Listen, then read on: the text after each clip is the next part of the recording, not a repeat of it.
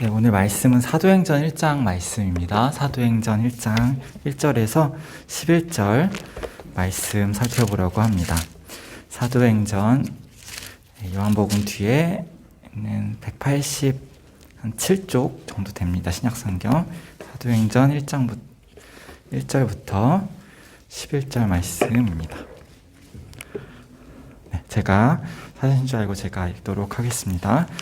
데오빌로여, 내가 먼저 쓴 글에는 무릇 예수께서 행하시며 가르치시기를 시작하신부터 그가 택하신 사도들에게 성령으로 명하시고 승천하신 날까지의 일을 기록하였노라.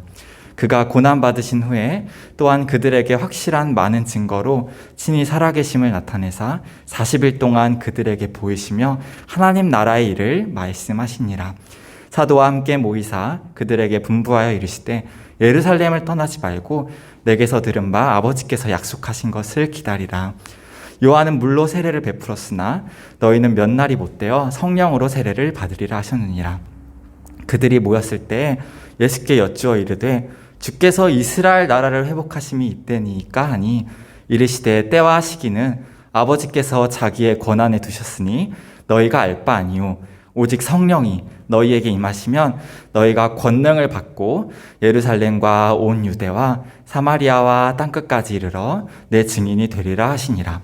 이 말씀을 마치시고 그들이 보는데 올려져 가시니 구름이 그를 가리어 보이지 않게 하더라. 올라가실 때 제자들이 자세히 하늘을 쳐다보고 있는데 흰옷 입은 두 사람이 그들 곁에 서서 이르되 갈릴리 사람들아 어찌하여 서서 하늘을 쳐다보느냐. 너희 가운데서 하늘로 올려지신 이 예수는 하늘로 가심을 본 그대로 오시리라 하였느니라. 아멘. 네, 사도 누가는 누가복음에 이어서 이제 사도행전 기록을 이어가고 있습니다. 1절과 2절에서 누가복음을 단 두 줄로 요약하고 있습니다. 데오빌로여, 내가 먼저 쓴 글 누가복음에서는 물은 예수께서 행하시며 가르치시기를 시작하신부터 그가 택하신 사도들에게 성령으로 명하시고 승천하신 날까지의 일을 기록하였노라. 예수님은 사도들에게 아버지의 영을 따라 성령을 따라 순종함으로 자신의 사역, 공생애를 펼쳐나가셨습니다. 그리고 십자가에 죽기까지 성령을 따라 순종하시고 성령님께서 예수님을 사흘 만에 부활시키셨습니다. 예수님을 부활시키신 성령님께서는 우리 역시도 주님 다시 오실 그날 부활시켜 주실 것입니다. 예수님께서 고난받으신 후에 예수님은 제자들에게 확실한 많은 증거로 친히 살아계심, 부활을 나타내 주셨습니다. 예수님은 죽으심 이후에 부활을 증거하셨습니다. 부활을 증거하시면서 승천하시기 전까지 예수님은 40일 동안 하나님 나라의 일을 말씀하셨습니다. 예수님은 끝까지 공생 시작부터 그렇죠. 하나님 나라를 증거하시고 죽고 나서 승천하실 때까지 또 하나님 나라를 가르치셨습니다. 우리의 인생도 그러해야 합니다. 죽는 그 순간까지 우리는 하나님 나라를 말하다 죽어야 합니다. 살아있는 동안 우리는 하나님 나라를 전하는 증인이 되어야 합니다. 그래야 눈 감을 때 마음 편히 한 번뿐인 인생 하나님 나라 잘 전하다가 하나님 나라에 가는구나 하며 후회 없이 눈 감을 수 있을 것입니다. 예수님은 4절과 5절에서 사도들에게 분부하십니다. 예루살렘을 떠나지 말고 내게서 들은 바 아버지께서 약속하신 것을 기다려라. 요한은 물로 세례를 베풀었으나 너희는 몇 날이 못되어 성령으로 세례를 받으리라 하셨느니라. 너무 빠른가요? 괜찮은가요? 네. 천천히 할까요? 네. 네. 양이 많아서 짧게 해야 되는데, 네. 말이 빨라진 것 같습니다. 네. 복음서에서도 세례 요한이 했던 말과 동일한 말씀이죠. 나는 너희에게 물로 세례를 베풀었거니와 그는 너희에게 성령으로 세례를 베푸시니라. 네. 세례 요한은, 하나님 나라는 크게 세 덩이로 나눌 수 있습니다. 구약의 하나님의 나라, 그리고 신약의 하나님 나라, 그리고 재림 이후에 완성된 하나님의 나라. 오늘은 구약에서 이제 신약으로 넘어가는 그 분기점, 하나님 나라의 분기점을 살펴보고 있습니다. 그래서 하나님 나라는 다 성령으로 통치하셨죠. 우리 죽은 이후에도 우리는 성령을 따라 살아갈 것입니다.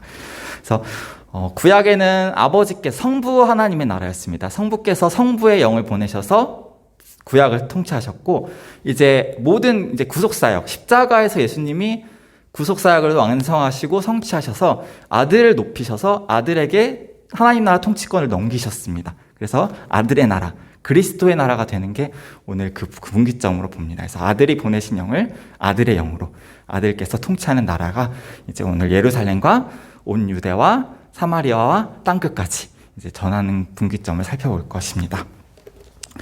그래서 제자들에게 근데 이렇게 얘기를 하시니까 질문을 합니다. 제자들이 예수님 이스라엘 나라를 회복하시는 게 이때니까 이제 하나님의 나라가, 왜냐하면은 시편 1편 2편을 봐도 그렇고 선지자들도 봐도 그렇고 예수님이 재림할 때 모습이 많이 묘사되어 있어요. 그래서 예수님 메시아가 오시면 이제 바로 새하늘과 새 땅이 되겠구나라고 생각을 했는데 아직 별 변화가 없었잖아요. 십자가를 죽으시기까지 하시고, 그래도 이제 또 나름 기대했던 멋있는 부활을 보여주셨으니 이제 진짜 새하늘과 새 땅이 오나 보다라고 질문을 한 거죠. 그런데 예수님의 대답은 다음과 같았습니다. 7절과 8절에서 이르시되 때와 시기는 아버지께서 자기의 권한에 두셨으니 너희가 알 바 아니다. 오직 성령이 너희에게 임하시면 너희가 권능을 받고 예루살렘과 온 유대와 사마리아와 땅끝까지 이르러 내 증인이 되리라 하시니라. 그러니까 예수님은 이제 그 얘기를 하신 거죠. 이방인에게도 너희뿐만 아니라 이방인들도 이제 하나님의 나라에 참여하게 될 것이다. 그 시간이 필요하다. 이걸 얘기를 해준 건데 납득은 안 됐던 것 같아요. 근데 또 한번 쭉 살펴보려고, 그래서 오늘 한번 살펴보려고 합니다. 예수님의 이 8절 말씀을 20분 정도 살펴보고 설교를 마치려고 합니다. 이 말씀을 마치시고 예수님은 구름 타고 올라가십니다. 예수님의 승천을 지켜보는 제자들에게 천사들이 너희가 본 그대로 예수님이 구름 타시고 오실 것이다. 이 구름은 시내산 강림 때도 오실 그랬고 하나님이 나타나실 때 항상 임하는 그 빽빽한 구름, 천상의 구름입니다. 그 찬양 있죠. 보라 주님 구름 타시고 할 때 그 구름, 빽빽한 구름입니다. 다시 8절 말씀으로 돌아가겠습니다. 8절에서 예수님은 제자들의 기대와는 다르게 하나님의 나라에 대해서 다른 설명을 해주십니다. 성령이 임하셔야 한다. 그리고 너희가 내 증인이, 하나님 나라의 증인이 되어야 한다. 제자들은 이미 성령을 받았는데 또 성령을 받으라고 하시는 것입니다. 그러면서 증인이 되어야 한다. 온 열방의 모든 백성과 민족에게 하나님 나라가 전파되어야 한다. 이 복음이 그렇게 대답을 해주셨습니다. 그래서 사도행전은 크게 두 축으로 이루어집니다. 사도 베드로를 통해서 하나님이 하나님의 나라를 전파하시는 것, 그리고 사도 바울을 통해서 전파하시는 것. 둘이 사역이 달라요. 사도 베드로는 구약 교회를 신약 교회로 바꾸는, 아버지의 영을 아들의 영으로 바꿉니다. 그러니까 아버지의 나라에서 아들의 나라로 바꾸는 데 쓰임이 받고, 사도 바울은 애초에 성령을 받지 않았던 이방인의 사도로서 성령을 받지 않은 자들에게 성령을 이렇게, 물론 바울이 주는 건 아니지만 세례를 베푸는 사역에 쓰임을 받습니다. 그래서 오늘은 사도 베드로를 살펴보려고 합니다. 오늘 분기점에서 사도 베드로는 유대인의 사도로 쓰임 받습니다. 그 분기점이 예루살렘, 온 유대, 사마리아 땅끝, 다 이스라엘이잖아요. 그렇죠? 그러니까 다 성도들이 교회예요. 교회인데 교회 가서 또 성령 세례를 베푸는 거죠. 그래서 이 부분에 대해서 좀 살펴보려고 합니다. 아버지의 나라가 임해왔던 지역인데 이제는 아들의 나라가 되도록 사도 베드로를 사용하시는 것입니다. 성부께서 성자에게 하늘과 땅의 모든 권세를 위임하셨기 때문입니다. 그래서 첫 번째 분기점으로 예루살렘을 보려고 합니다. 예루살렘은 사도행전 2장입니다. 좀 성경을 많이 읽을 것 같아요. 그래서 구약교회에서 신약교회로 변화하는, 신약교회가 태동하는 역사적인 첫 순간이 잘 기록되어 있습니다. 아버지의 성령이 있으니까 예배를 드리러 옵니다. 오순절 날. 그래서 오순절 절기를 지키기 위해 바데인, 메데인, 엘라민, 메소포타미아인, 유대, 갑바도기아, 본노, 아시아 불리기아, 밤빌리아, 애굽, 미크레네, 가까운 리비아, 여러 지방에 사는 사람들과 로마로부터 온 나그네, 곧 유대인과 유대교에 들어온 사람들과 그레다인과 아라비아인들과 오순절 날, 이 사람들, 여러 다양한 사람들이 사람이 많구나 이렇게 생각하시고, 오순절 날 성령이 교체되는 거예요. 안 받았다가 받는 게 아니라 아버지의 영이 있는데 교체되는 사건을 경험하게 됩니다. 그리고 그뿐만 아니라 이방인에게도 성령을 받을 수 있는 절호의 기회가 되었음을 알려줍니다. 그 증표가 방언입니다. 그 언어로, 각 언어로 하나님의 큰일, 이제 신약교회 시대가 태동되었고 이방인도 성령을 받게 되었다 라는 그 큰 일을 각 나라 언어로 찬양을 합니다. 자, 사도 베드로가 거기서 이제 쓰임을 받아서 설교를 하죠. 14절부터. 베드로가 11사도와 함께 서서 소리를 높여 이르되 유대인들과 예루살렘에 사는 모든 사람들아, 이 일을 너희로 알게 할 것이니 내 말에 귀를 기울이라. 때가 제3시니 너희 생각과 같이 이 사람들이 취한 게 아니다. 이는 곧 선지자 요엘을 통하여 말씀하신 것이니 일렀으되 하나님이 말씀하시기를 말세에 내가 내 영을 모든 육체, 이 모든 육체는 이제 모든 이방인도, 유대인 이스라엘 사람뿐만 아니라 이방인도 성령을 받을 수 있게 됐다. 너희의 자녀들은 예언할 것이요 너희의 젊은이들은 환상을 보고 너희의 늙은이들은 꿈을 꾸리라. 그때 내가 내 영을 내 남종과 여종들에게 부어주리니 그들이 예언할 것이다. 7절에서 말세에 내가 내 영을 모든 육체에 부어주리니 라고 말씀하십니다. 신약교에서는 이스라엘뿐만 아니라 이방인에게도 성령을 부어주시겠다는 뜻으로 쓰인 단어입니다. 너무 큰 은혜죠. 덕분에 우리도 이제 성령의 사람이 되었잖아요. 그리고 19절에서 20절에서는 재림의 때와 장면이 겹칩니다. 초림과 재림이 이렇게 한 그림으로 이렇게 붙여지는 거는 선지서나 뭐 이렇게 보통 예언할 때 그렇게 많이 보입니다. 둘 다 초림도 말세요, 재림도 말세요 하는 것을 봤을 때 그런 부분이 예언들이 좀 많습니다. 하나님 앞에서 뭐 시간이 이렇게 겹쳐 보일 수도 있는 것 같습니다. 21절입니다. 누구든지 주의 이름을 부르는 자는 구원을 받으리라 하였느니라. 이스라엘 사람들아, 설교를 듣는 대상이 이스라엘이요. 이스라엘의 사도로 베드로가 지금 사역을 하고 있기 때문에 설교 듣는 사람도 이스라엘이라는 걸 알 수 있어요. 이방인이었으면 사도 바울이 쓰임 받았겠죠. 설교했겠죠. 이 말을 들으라. 너희도 아는 바와 같이 하나님께서 나사렛 예수로 큰 권능과 기사와 표적을 너희 가운데 베푸사 너희 앞에서 그를 증언하셨느니라. 그가 하나님께서 정하신 뜻과 미리 아신 대로 내준 바 되었거늘 너희가 법 없는 자들의 손을 빌려 못 박아 죽였으나 하나님께서 예수를 사망의 고통에서 풀어 살리셨으니 이는 예수가 사망에 매여 있을 수 없었음이라. 사도 바울은 이제 실체이신 예수 그리스도를 통해서 메시아이신 그리스도와 연합할 수 있었다는 것을 선포합니다. 25절에 보시면 사도 베드로는 다윗을 언급합니다.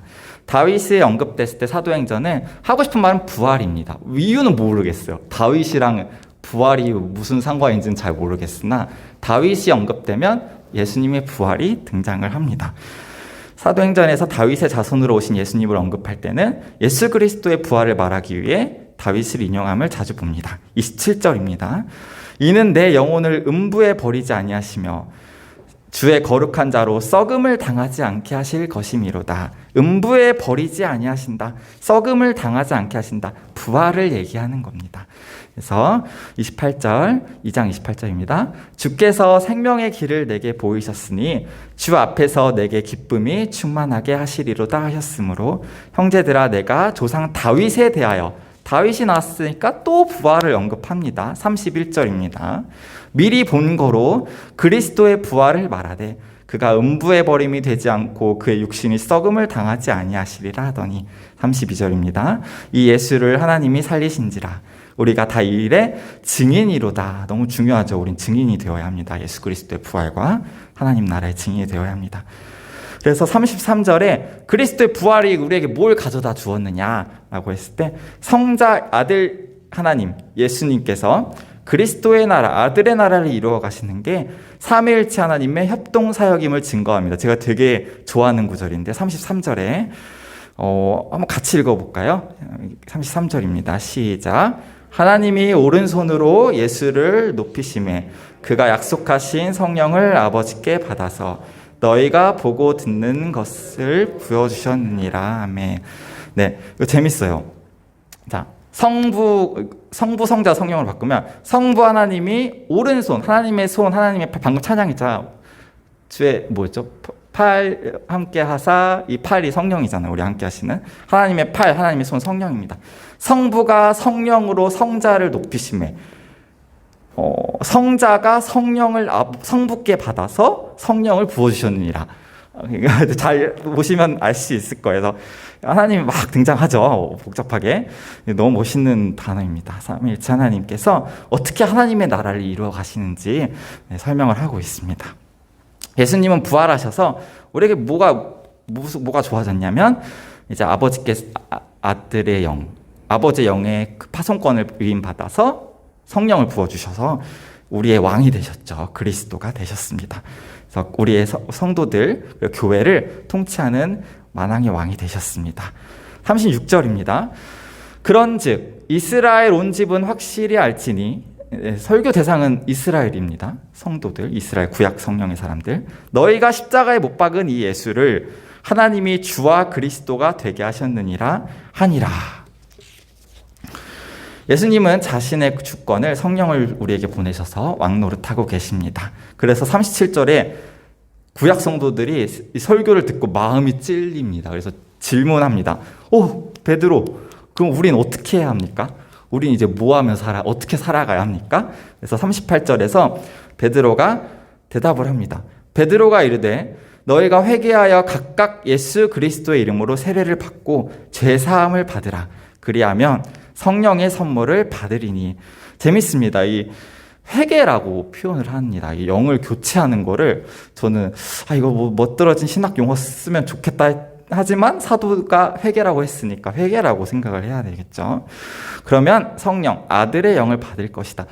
전사님 그러면 성령은 두 분이 계신가 봐 이러시면 절대 안 됩니다. 같은 분이고 이름만 그냥 누가 보냈냐에 따라서 이름만 달라지는 거지 같은 분이십니다. 하나님이 네 분이 되고 그러면 안 됩니다. 그래서 성자의 통치를 받으면 이제 성자께 하나님의 나라의 권한이 위임됐기 때문에 너 이제 예수님에게 순종하면 돼. 예수님이 보내신 성령을 따라서 살아가면 돼. 해결책을 내놓습니다.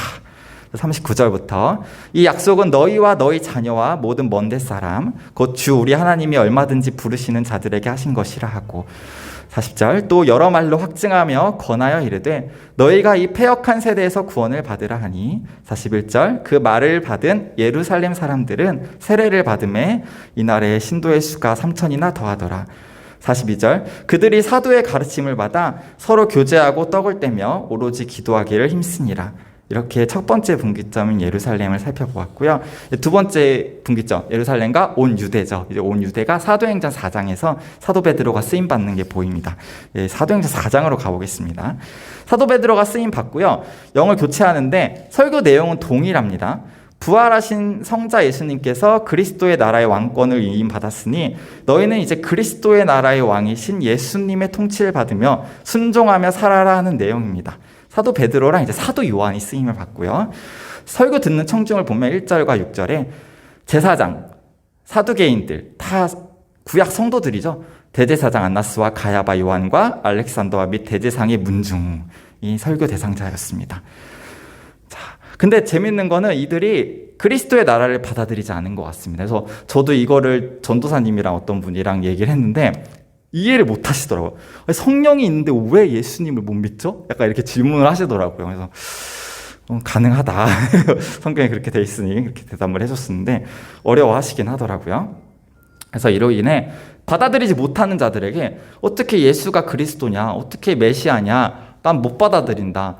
하나님의 나라를 못 받아들이겠다. 이런 자들이 이제 핍박을 가하게 됩니다.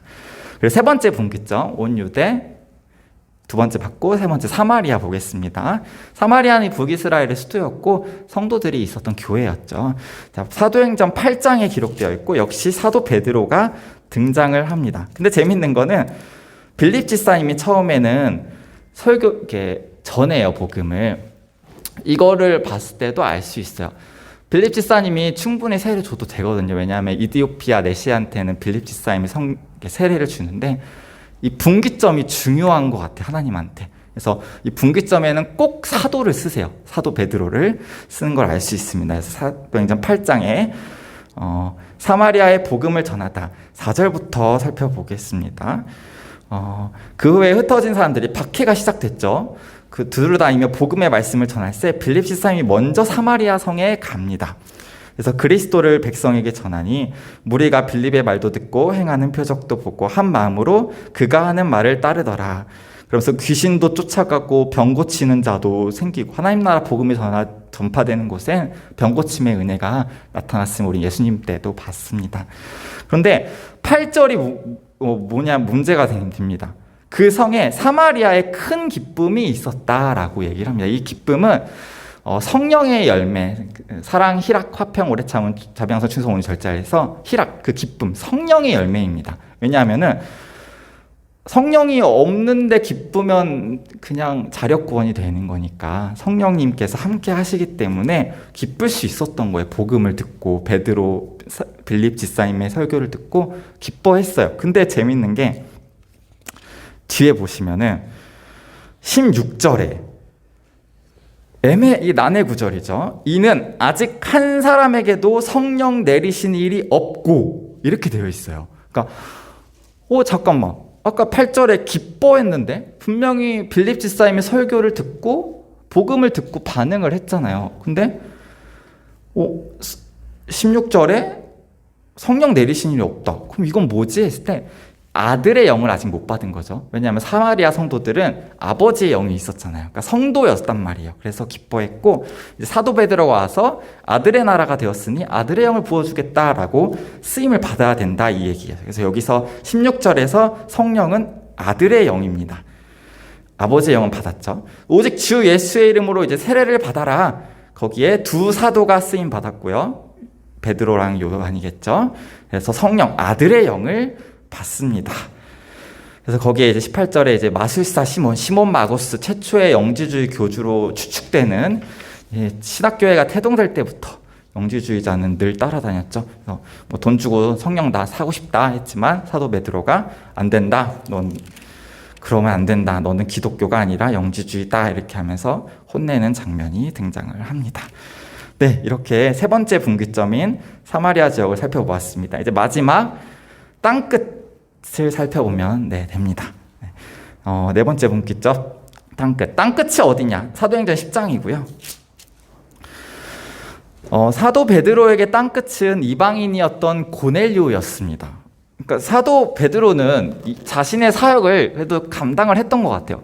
그래, 성도가 아버지의 영에서 아들의 영으로 바꾸는 거 그래, 오케이. 뭐 가능해. 어차피 성도인데 뭐가 문제야. 뭐 구약교회가 신약교회가 되는 건 뭐가 문제야. 근데 이방인이 어떻게 성령이 없는 자들에게 어떻게 성령을 받지? 이건 아직도 못 받아들인 것 같아요. 그래서 하나님께서 베드로에게 환상을 보여주십니다. 음식 보따리가 내려오는데 환상 가운데 그 안에는 레위기 11장에 젓가락장이죠. 먹는 거 나오잖아요. 부정한 짐승, 정결한 짐승이 나오는데 그 레위기 11장에 했던 말은 부정한 짐승은 할례 받지 못한 자들, 그리고 성령이 내주하지 못한 자들, 그리고 정결한 짐승은 할례 받은 자들, 이스라엘 구약교회를 말하는 거예요. 그래서 섞이면 안 된다. 구약 때는 그랬죠. 근데 이제 그 경계가 예수 그리스도로 인해서 해체됐다.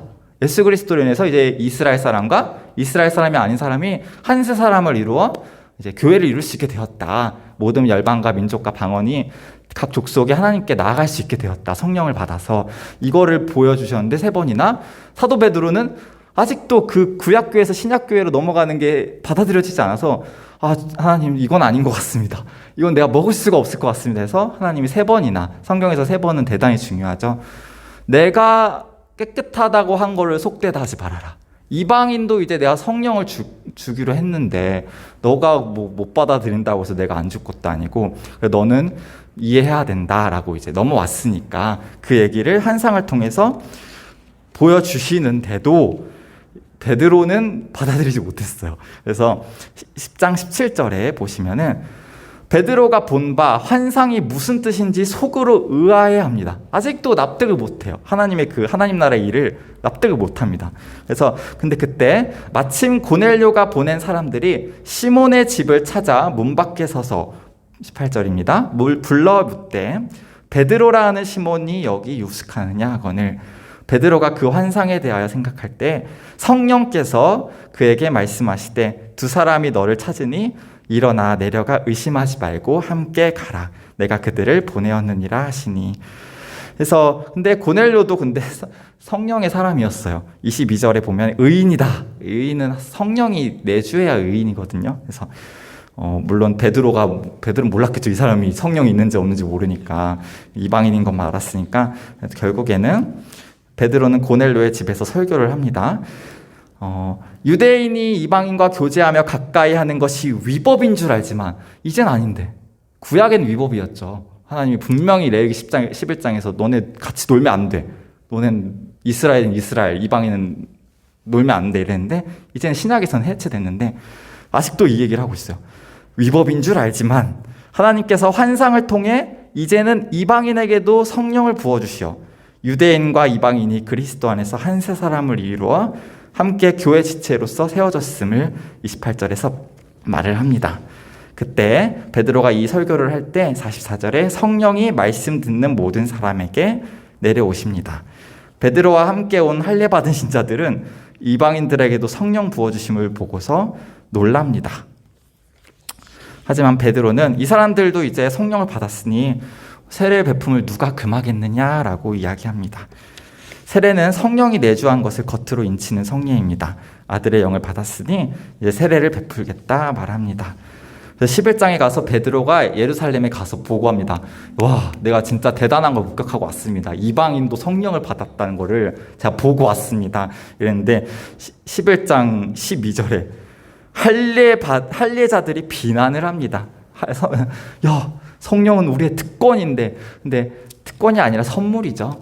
11장 2절에서 할례자들이 비난을 하지만 사도 베드로는 그러면서 막 너 무할례자들이랑 같이 밥 먹었냐? 이러면서 막 뭐라고 하면서 베드로가 계속 환상부터 다 차근차근 설명을 하면서 이야기를 보고를 합니다. 이렇게 해서 사도 베드로의 사역을 다 살펴보았습니다. 하나님 나라의 분기점에서 아버지의 영에서 아들의 영으로 성령을 부어주시는 하나님의 큰 일에 동참하여 쓰임받는 사도로서 일을 잘 감당하고 마무리합니다. 이 일을 마무리하고 나서 사도 베드로는 이제 좀 등장을 하지 않죠. 사도행전에서 이제 이방인의 사도로서 사도 바울이 어떻게 쓰임받는지가 나오고 사도행전 기록이 맞춰집니다. 사도 베드로는 잘 감당했습니다. 자신에게 주어진 사역을 유대인의 사도로서 구약교회를 신약교회로 태동되는 하나님 나라의 분기점으로서 사역자로 잘 쓰임 받았습니다. 예수 그리스도는 그리스도의 나라의 왕이 되셔서 이스라엘 사람이 아니어도 성령을 받아 아브라함의 자녀가 될 수 있도록 성령을 부어주셨습니다.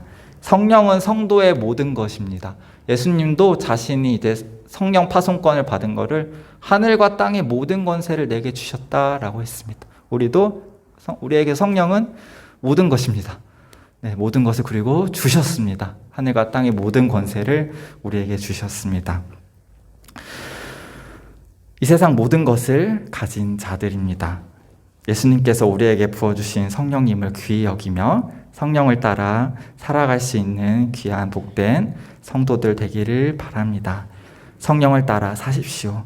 성령을 따라 사는 인생에 참된 평안과 기쁨과 행복이 임할 것입니다. 기도하겠습니다.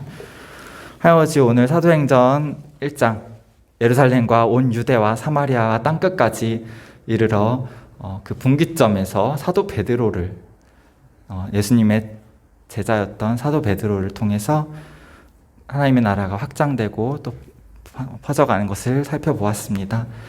주님, 성경을 통해서 우리를 다스리고 계십니다. 주님은 우리의 왕이시고 그리스도가 되셨습니다.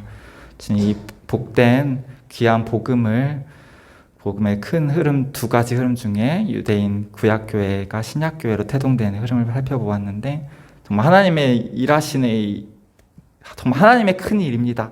정말 놀라운 사역입니다. 인간의 머리로서는 나올 수 없는 지혜를 살펴보고 엿보았습니다. 주님은 창조 이래로 단 한순간도 일하신 것을 쉬지 않으셨고 당신님의 나라를 이루어 오셨습니다.